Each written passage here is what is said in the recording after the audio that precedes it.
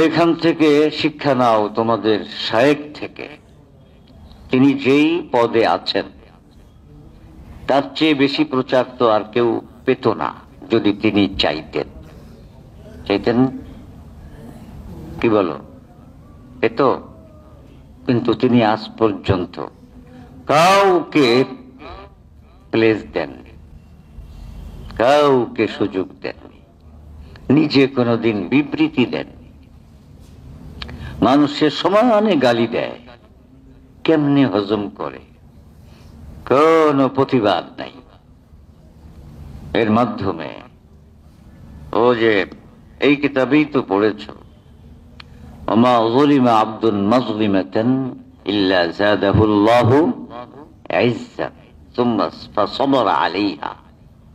মাজলুম হবার পর যে প্রতিবাদ করে না, সবর করে, আল্লাহ তার সম্মান বাড়িয়ে দেয়।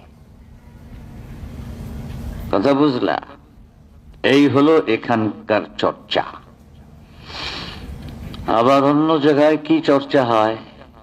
প্রকাশ্য অনুষ্ঠান করে গীবত করা হয়,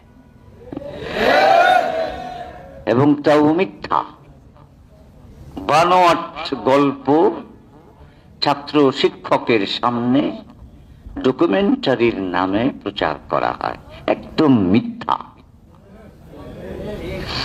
এরপরে হুজুর চুপচাপ থাকেন। এতে সম্মান কমে যাচ্ছে না বৃদ্ধি পাচ্ছে? কারণ নবী বলেছেন বৃদ্ধি পাবে।